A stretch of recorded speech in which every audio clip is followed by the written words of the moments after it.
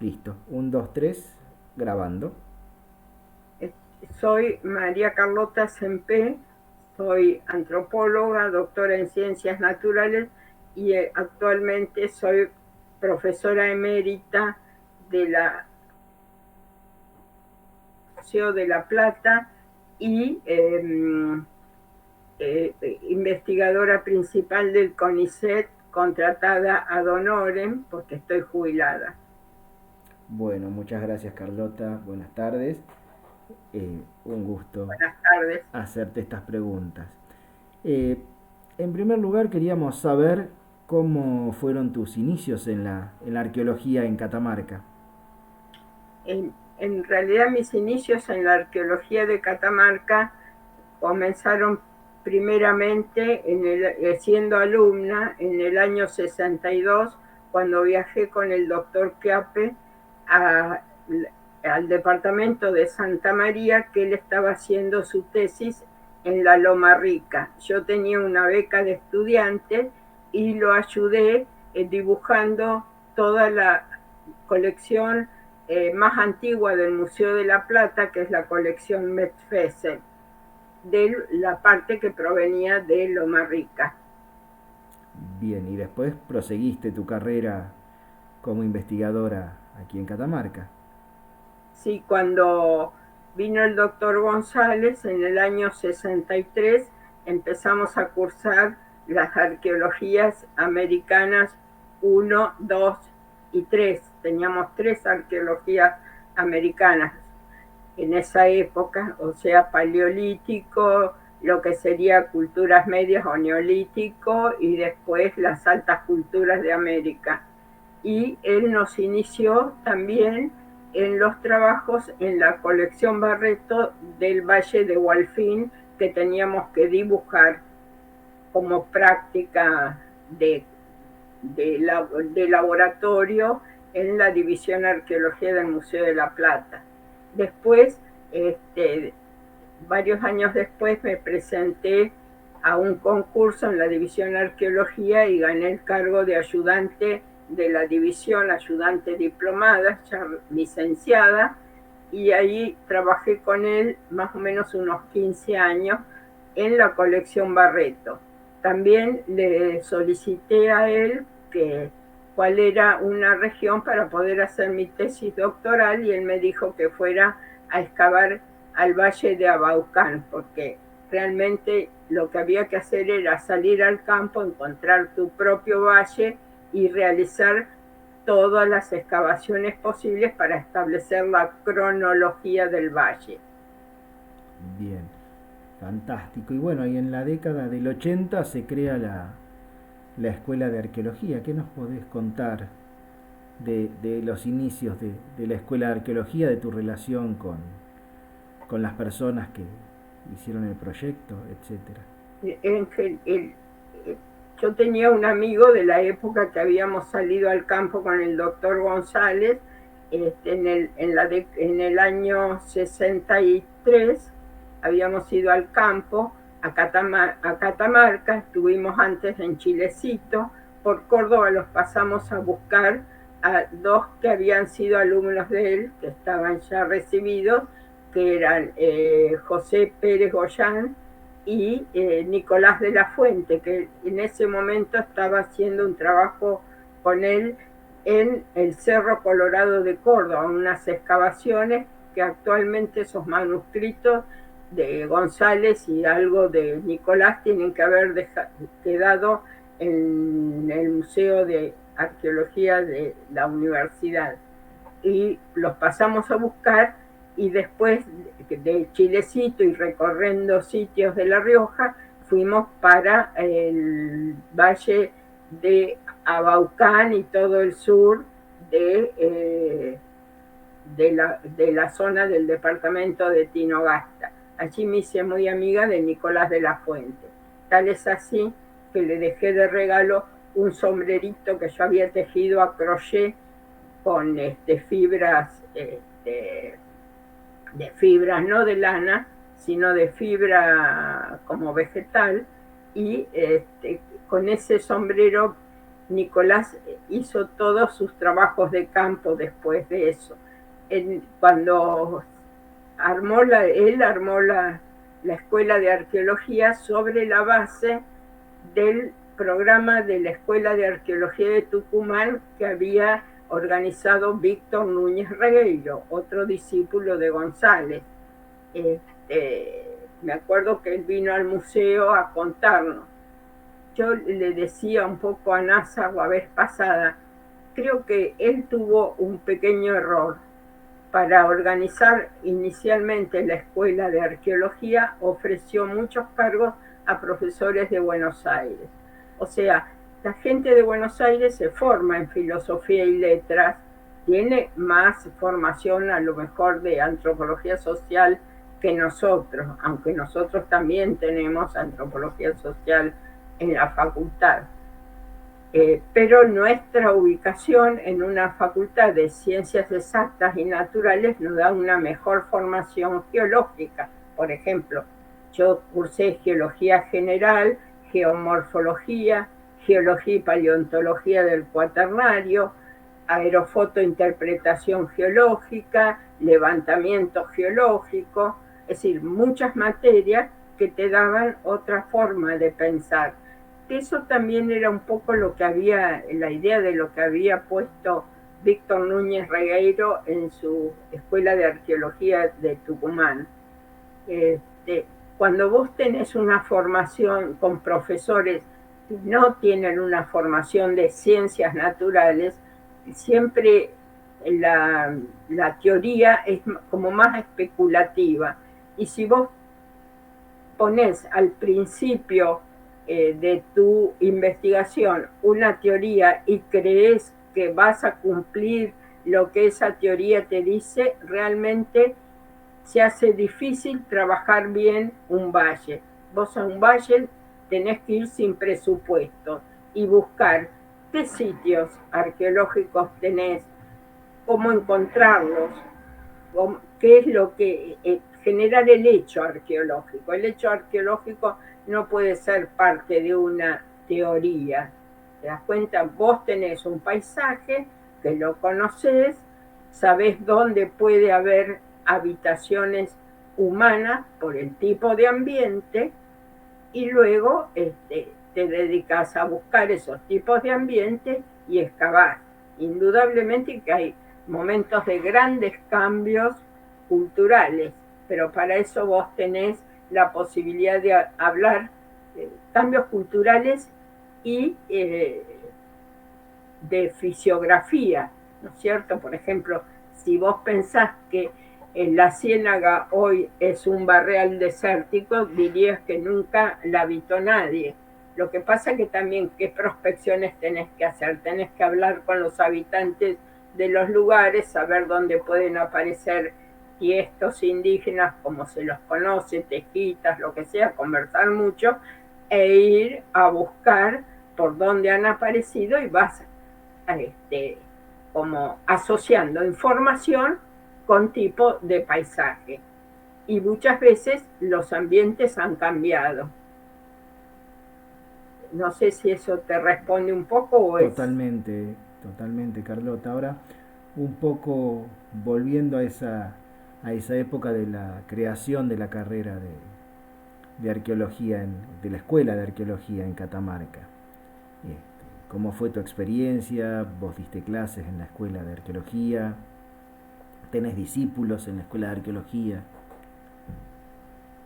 Cuando empecé a ir a la arqueología de un modo un poco accidental, diríamos, en este sentido. Una vuelta me llamaron por teléfono, Mónica Catogio, que era la que dirigía la escuela de arqueología, y me dijo que Eleonora Mulvani, que habían sido ayudantes mías en la cátedra americana, y Cielo Gonaldi, Cielo una vivía en La Rioja y otra se había ido a vivir a Salta, habían renunciado y habían quedado las dos arqueologías americanas sin profesor. Yo en ese momento, en el 92, estábamos en la lista posible que ganara el rectorado en la Universidad de La Plata, justamente. Me fui justo cuando se iniciaban, después de las elecciones, y yo tendría que haber estado acá para asumir, pero pedí permiso y me fui allá a empezar a dar las clases. Ahí tomé contacto con Mónica y les dije, yo no voy a poder cobrar allá, tengo que ir a Donoren. Ellos aceptaron, me pagaban el boleto del ómnibus, así que iba en ómnibus cada 15 días más o menos y daba las dos clases. Bien, y con respecto a los discípulos que tenés trabajando hoy en día, gente que se ha doctorado con vos y que hoy en día está en la escuela. Yo tuve alumnos en la escuela muy buenos en esa época, Carlos Nazar, Sergio Martín, había varios. No me acuerdo ahora de todos porque eso es hace muchos años de eso, del 92 al 93 y creo que en el 94 me dijeron que no podía estar ad honorem y bueno, dejé de ser profesora y además ya había gente recibida como para ocupar esos cargos. Bien, y saliendo un poquito de lo que es la escuela de arqueología, eh, ¿qué es para vos la arqueología? ¿Qué le dirías vos a un estudiante de arqueología que se va a recibir próximamente o en muy poco tiempo, en pocos años? ¿Qué experiencia le transmitirías y qué les dirías, qué recomendaciones le harías? La recomendación mía es que siempre tuvieran muy en cuenta lo que es la ocupación de un sitio y el ambiente. En la actualidad yo me encuentro integrando y formamos parte de la creación de una cátedra de la carrera misma de gestión ambiental de la universidad, de la Facultad de Ciencias Exactas y Naturales. Creo que lo que es la problemática ambiental tiene que estar muy unida al análisis arqueológico. Supongamos, de eso que hablaba hoy, los bosques de la ciénaga que están secos, ¿cuándo se secaron? Habría que hacer como un análisis ambiental donde uno fuera a buscar los restos de ese bosque seco y ver qué fechados nos dan tomando varios distintos árboles para saber cuál fue el momento en que se produjo esa crisis climática. La misma crisis climática yo la había visto en el Valle de Abaucán con un proceso de desecación muy importante de los bosques que estaban a orillas del río Abaucán y en todo el valle. Y además con un proceso donde el agua se subsumió en determinado momento y las napas quedaron por debajo, como subterráneas. Ya tenían el río Abaucán, tenía un régimen semisubterráneo en distintas zonas.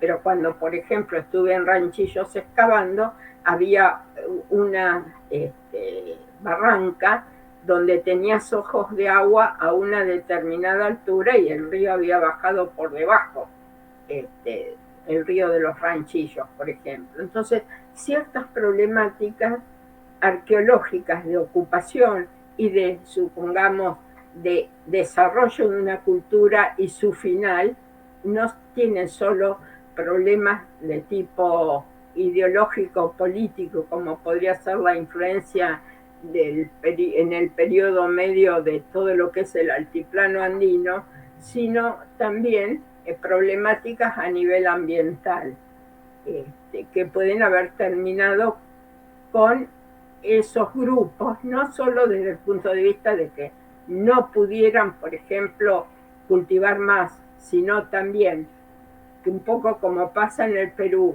o pasó en la zona maya, cambia el clima, los individuos tratan de invocar a sus dioses, estos no les son efectivos y hay un proceso de ir contra el sistema sacerdotal, ideológico, lo que quiera, que representaban esos dioses o esos mediadores con los dioses buscando los factores positivos del ambiente.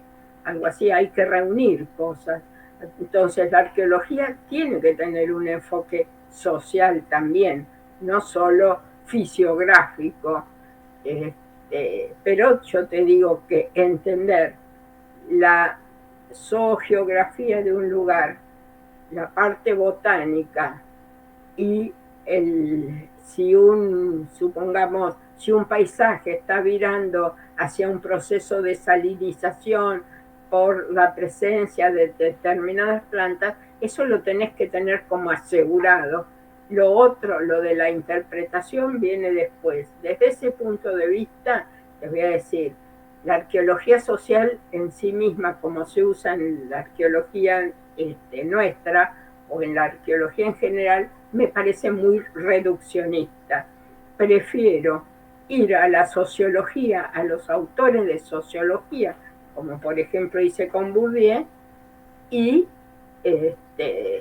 aplicar esa forma de analizar a la materialidad arqueológica, como hice con el cementerio de la Guada, orilla norte, que también me surgió de tener que aplicar Bourdieu a un cementerio urbano actual, donde tenés otros indicadores y tenés escritos, etcétera, pero te sirve como una especie de comparación etnográfica, si querés, de alguna manera, para decir, si hay un comportamiento simbólico así, lo mismo vas a encontrar en el comportamiento simbólico de grupos arqueológicos prehispánicos sin escritura.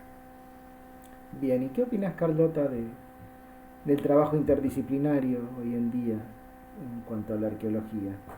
Mira, el trabajo interdisciplinario viene muy bien. Cuando nosotros íbamos a Sampai, fuimos 3 cátedras. La de americana, que estaba yo a cargo, la de metodología de la antropología social a cargo de Marta Mafia, y la de metodología de antropología biológica, que estaba a cargo de Susana Salceda. Cuando íbamos al campo, que íbamos como con 31 alumnos, había parte que se dedicaba a hacer las entrevistas a la población para ver el tema de parentesco, costumbres, uso de la tierra, todas las cosas que se preguntan normalmente, qué tipo de comida, en antropología social. Y por otro lado, otros alumnos hicieron todas las campañas durante varios años de medir a la población infantil que iba a la escuela y entrevistar a los mayores para ver crecimiento, desarrollo, problemas de enfermedades y otras cosas más. Por ejemplo, hasta llevamos un dentista para que les revisara a todos los dientes, a ver en qué estado estaban. Y por otro lado, los alumnos de arqueología que iban todos los días, subían a la loma de los antiguos de Azampay, la Loma Negra, y hacíamos la excavación de todas las habitaciones. Y después, bueno, eso se discutía en el colegio donde estábamos habitando en ese momento, especialmente en épocas en que no había escuela. Yo creo que esa cosa de intercambio entre los alumnos que hacían las entrevistas o la antropología biológica y la arqueología era muy buena. Inclusive creo que los alumnos se rotaban, al año siguiente se anotaban en métodos y técnicas de la antropología social y antropología biológica para poder ir de nuevo al campo. Bueno, así se formaron varias generaciones. Inclusive a un abogado le hicimos que analizara toda la problemática de tenencia de la tierra, que parecía en ese momento muy importante, porque la mayoría de la gente tiene títulos de propiedad que no son perfectos. Generalmente son hijuelas, todo eso, esa problemática de Catamarca que es importante también. Bien. Bueno, Carlota, creo que, no sé si te diría que para que te despidieras con un saludo, creo que ya estamos Sí, cumplidos un con... saludo, un saludo a todos los de la Escuela de Arqueología y a todos los que han sido mis alumnos de esa época. Yo creo, fui muy feliz dando clases allá, porque estábamos en campo permanentemente, prácticamente hablando, ¿no?